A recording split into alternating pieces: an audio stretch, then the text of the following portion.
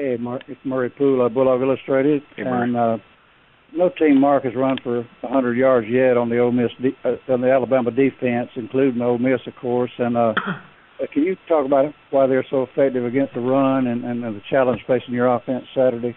Right. Well, it all starts up front. Big, strong guys, and and their defense as a whole is a very veteran group. They've got 8 returning starters, and all their down linemen are returning starters. A couple juniors and a senior. 313 pounds, 312 pounds, 285 pounds. Big, strong guys that do a good job of freeing up backers to make hits, and so just very, very stout, strong people. Coach, David Pascal, as a follow-up to that, not only are they good and experienced, but they went into this season wanting to play like 9 guys on their defensive front.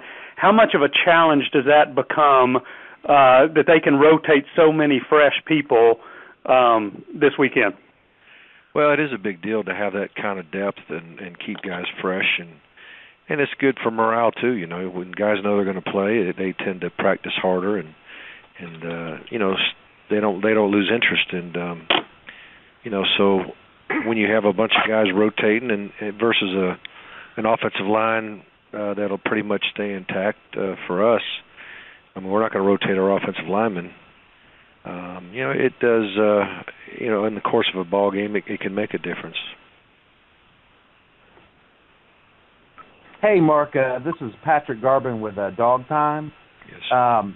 You mentioned yesterday that you would consider reviewing the 2012 game versus Alabama for game preparation, especially considering, at least by my count, there are 22 players on this season's roster that was on that 2012 squad. Would you also consider and use that game and its unfortunate result for Georgia as motivational purposes here 3 years later? No, we won't look at it for that reason. But the biggest reason why we would look at it is it's same head coach, same defense coordinator, and that would be the main reason why we would. But we're a little bit different on offense now too, so I don't know how much value it would have. But you always want to see if you can find anything that'll help you.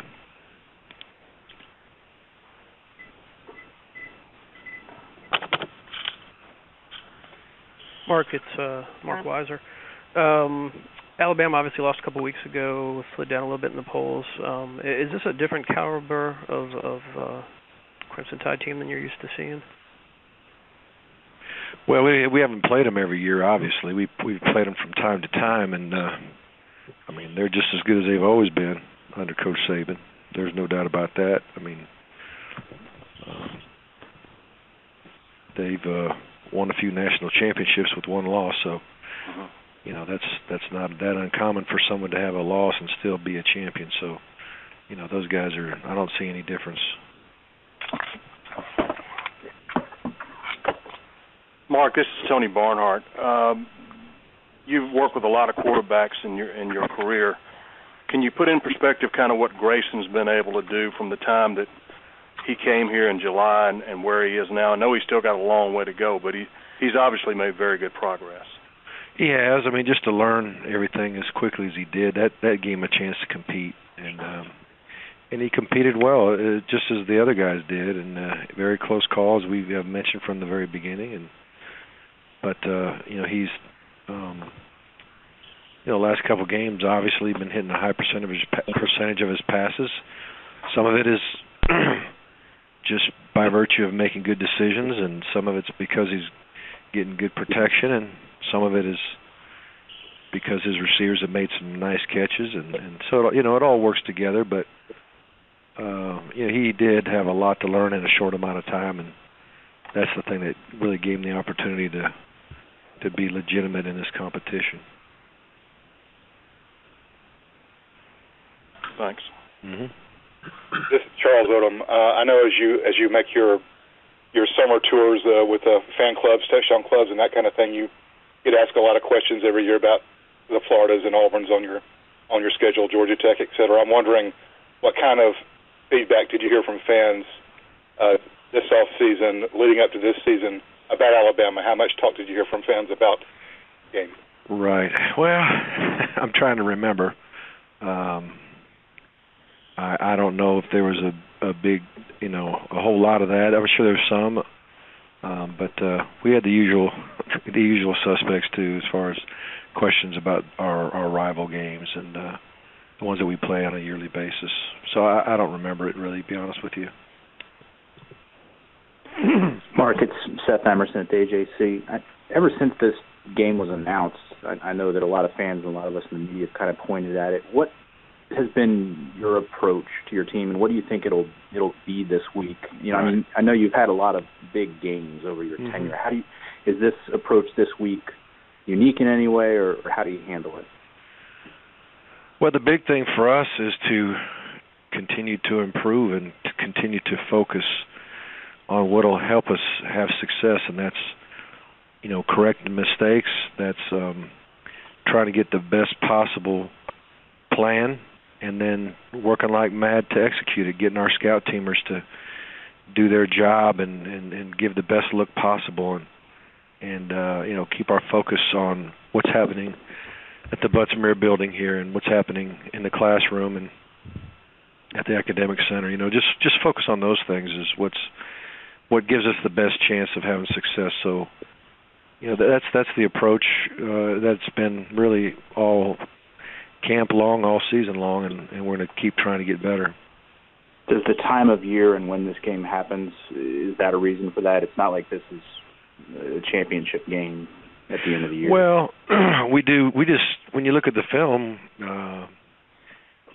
you see that there's things that we can get better at, and the goal is not to continue to make the same mistakes along the way. You try to correct them as you go, and new games bring new issues sometimes, or sometimes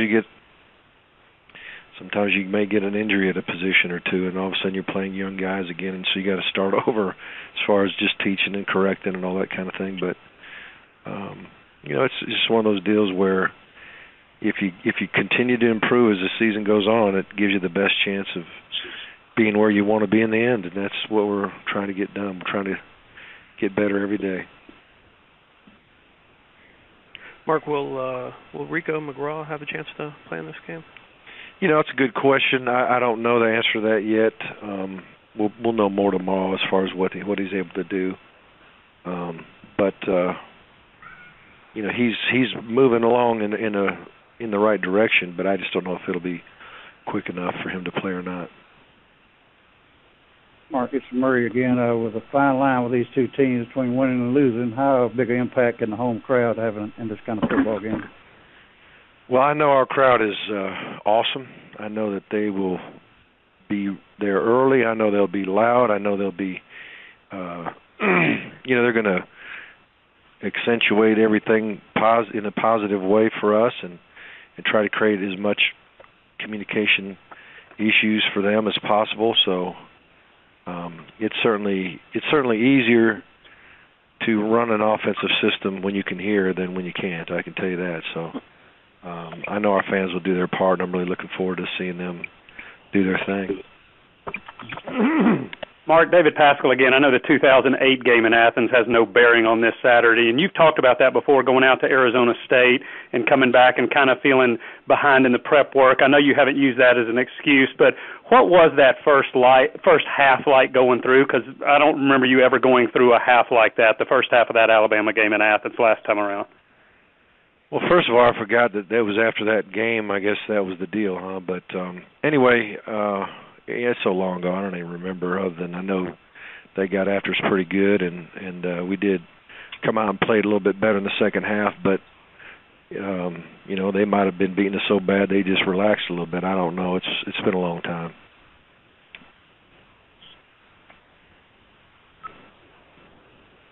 Mark, this is Dean Legge. I wanted to ask, that kind of reminds me, do people make too much of any particular game, say, in your tenure? I mean, people bring up the 2008 game as sort of a 2008 Alabama game, seemingly nonstop. Well, I don't hear it. I don't get on I don't listen to sports talk radio and all that kind of stuff, and so I don't worry too much about it. We we just focus on trying to get better. We focus on trying to get a good plan. We focus on the things that we can control that will help us win, and that's all we do. It's just I made the analogy before. I mean, if you flunked a math test and then you go to the end of the next test and you keep thinking about what you did wrong on the other one, it's just not good. You got to focus on the new one and get the information down and do the very best you can, and that's what we're going to do. Mark, this is Anthony Dasher, and I know it's been a few years and everything too, but the fact that that you've got coaches on your staff with familiarity with the Alabama program, been on that staff, does that at all help you with preparation for a game like this? Well, the bottom line is we all have experiences along the way in our coaching careers at different places, going against different people, and you gather as much information as you can that you think will help you. And so will that help? I don't know. I mean, the bottom line is the team that blocks the best and tackles the best and throws and catches the best and secures the ball the best is going to win, and that really doesn't change much in football. So those are the things that we got to really focus on the most. Thanks. Mark, did you or any members of your staff have the chance to reach out to the Southern player or his family that was injured yesterday? We did. I went by the hospital today. I know some of our staff went by. I know Coach Schottenheimer and his family were there when I was there this morning or early afternoon, and I know there's some plans for some of the wives and kids to get involved there. We have a family night tonight, and they're making a lot of posters and a lot of get well cards, and they're gonna, they may pop in and out of the hospital a little bit. Some of the wives may go by there, but Ron Corson's been right in the middle of it. I know Kevin Hines, our team chaplain, has spent an awful lot of time with the family there, and Thomas Settles, our other team chaplain, got involved as well. So we're trying to cover them up with as much love as we can, and let them know that we care, and let them know that we're here to help. And we're just going to continue to pray. And I know the Bulldog Nation is behind them as well. So there may come a time when there may be some needs. Not exactly sure yet, but if it does come to that, I'm going to be calling all dogs to get involved and help out.